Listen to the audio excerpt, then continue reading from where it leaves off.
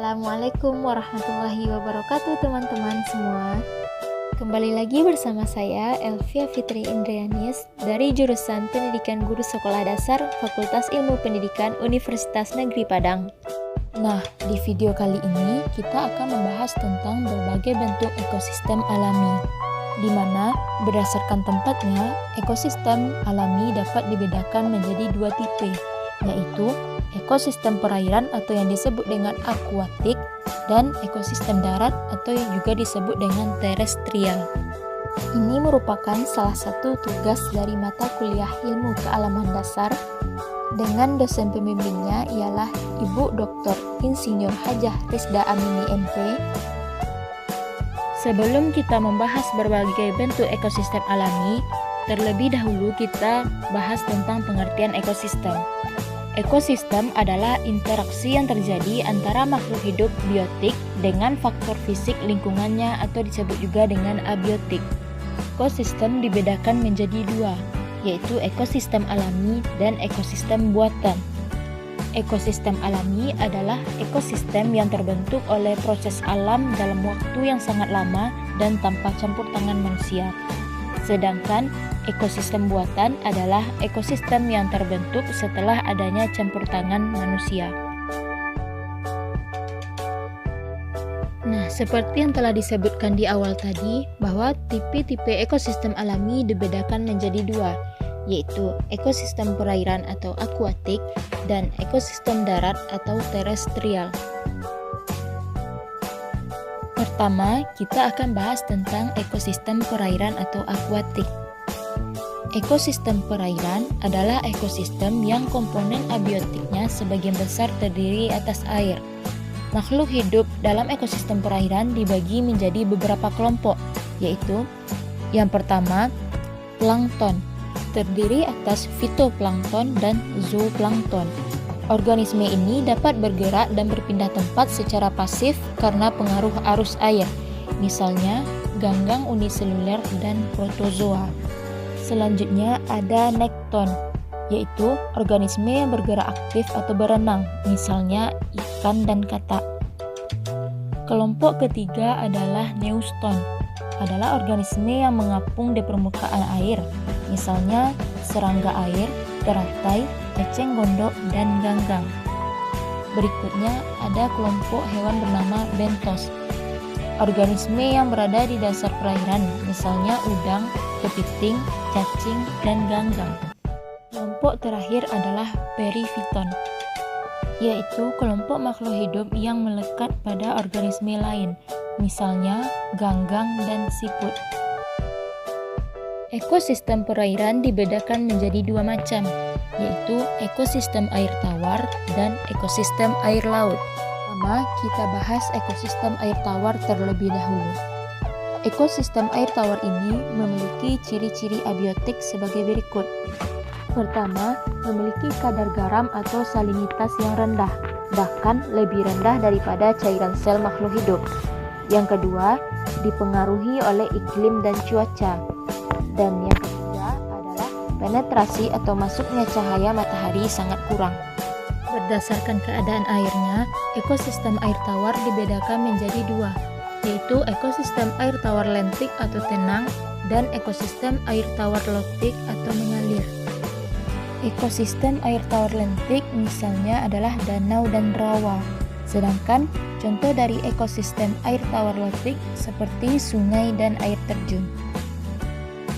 Berdasarkan intensitas cahaya matahari yang menembus air, maka ekosistem air tawar dibagi menjadi 3 zona atau daerah. Zona pertama adalah zona litoral, merupakan daerah dangkal yang dapat ditembus cahaya matahari hingga ke dasar perairan. Zona kedua adalah zona limnetik, merupakan daerah terbuka yang jauh dari tepian sampai kedalaman yang masih dapat ditembus cahaya matahari.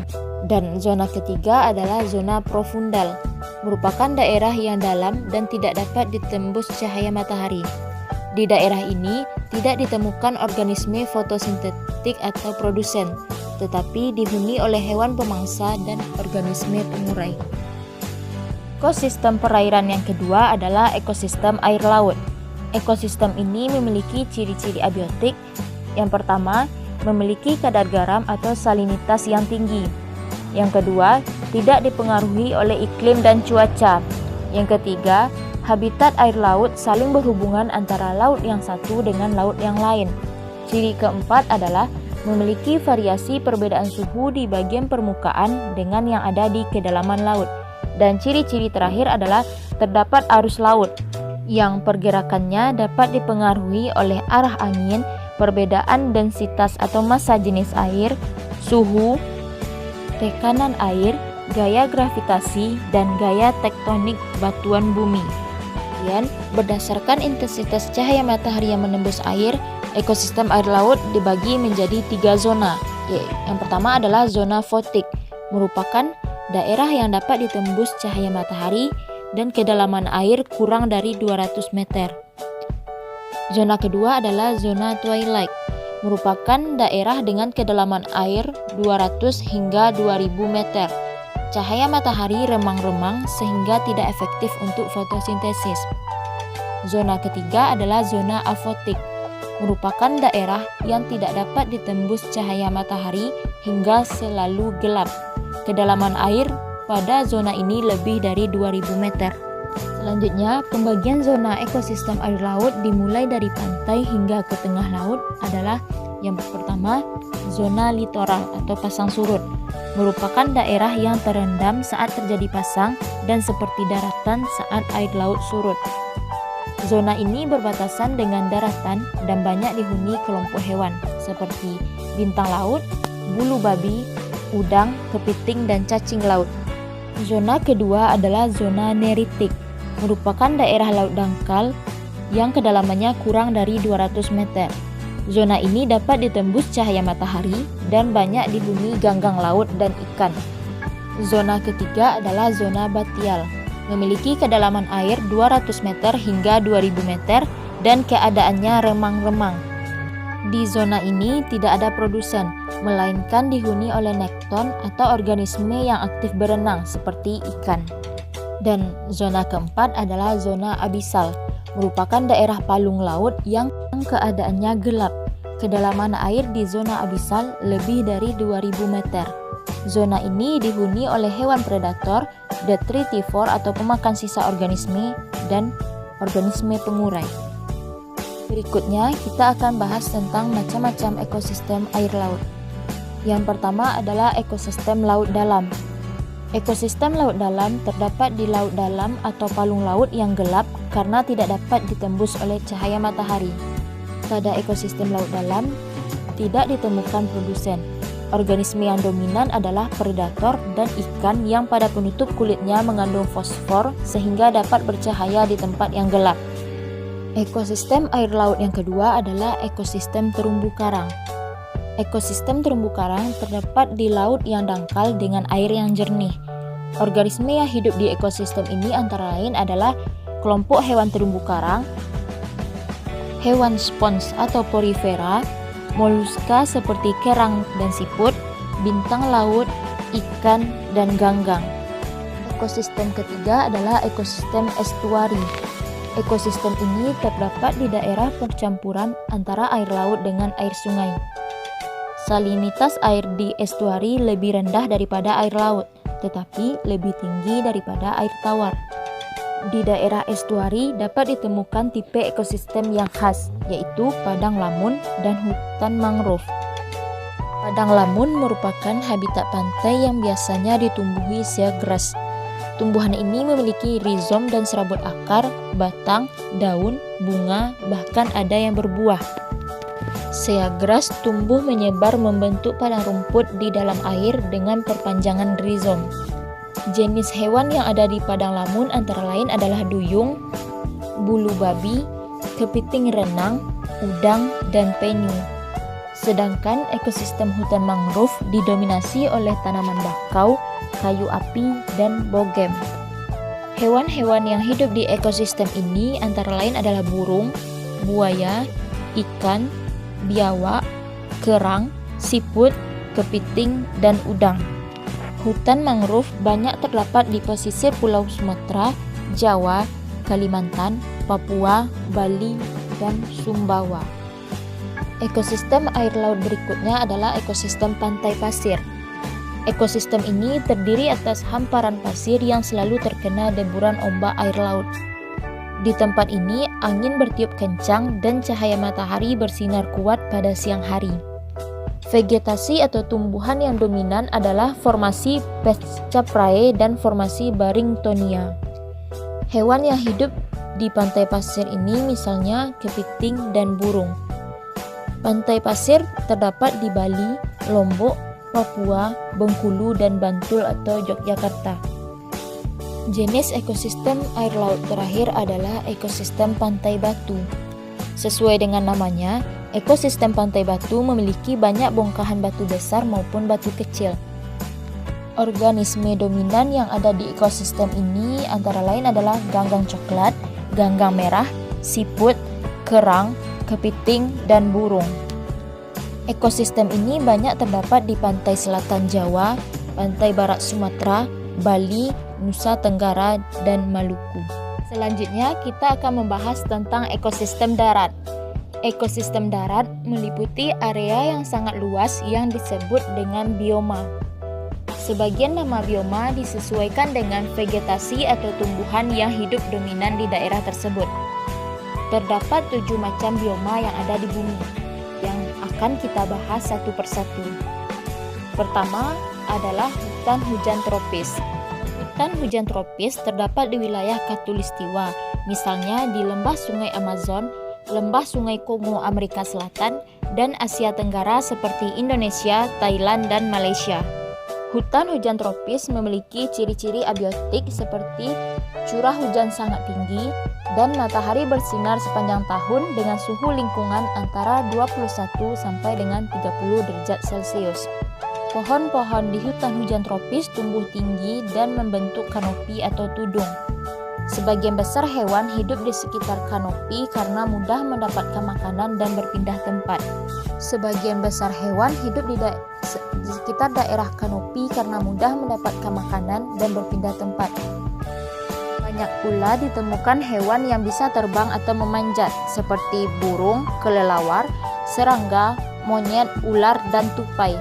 Sementara di tanah terdapat macan tutul, jaguar, dan babi hutan. Jenis bioma kedua adalah sabana. Sabana atau savana merupakan padang rumput yang diselingi pohon-pohon. Sabana terdapat di daerah tropis seperti di Kenya atau Afrika, Australia Utara, Nusa Tenggara Barat, dan Nusa Tenggara Timur. Sabana dibedakan menjadi 2 macam, yaitu sabana murni atau satu jenis pohon dan sabana campuran atau terdiri dari beberapa jenis pohon. Jenis bioma ketiga adalah padang rumput. Padang rumput terdapat di daerah tropis hingga beriklim sedang, misalnya di Amerika Selatan, Australia, Hongaria, dan Rusia Selatan. Di Indonesia, padang rumput terdapat di Nusa Tenggara. Hewan-hewan yang hidup di padang rumput misalnya serangga, hewan pengerat, reptil, ular, burung, bison, kanguru, zebra, jerapah, kijang, serigala, singa, jaguar, dan cheetah. Bioma keempat yang akan kita bahas adalah gurun.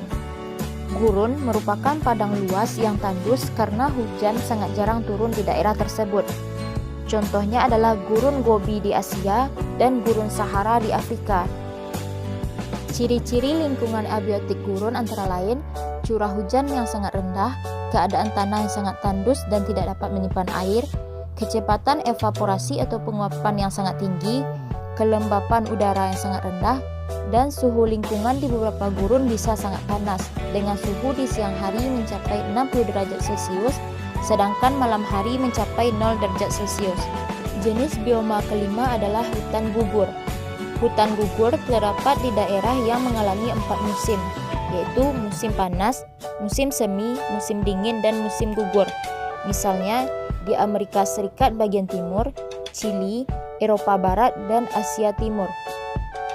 Jenis bioma berikutnya adalah taiga. Taiga terdapat di daerah antara subtropis dan kutub, misalnya Amerika Utara, Alaska, Semenanjung Skandinavia, dan Rusia. Bioma ini juga terdapat di pegunungan beriklim dingin. Tumbuhan dominan berdaun jarum atau konifer yang tampak hijau sepanjang tahun. Jenis bioma terakhir adalah tundra. Tundra merupakan bioma yang paling dingin.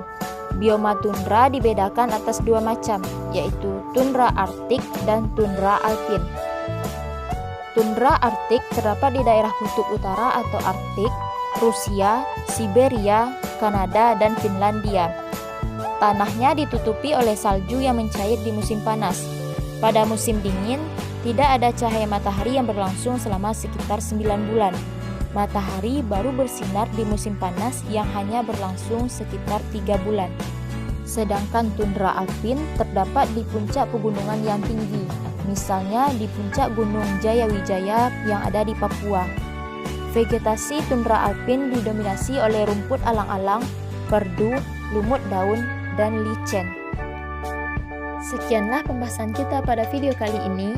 Terima kasih sudah menyaksikan. Akhir kata, wassalamualaikum warahmatullahi wabarakatuh.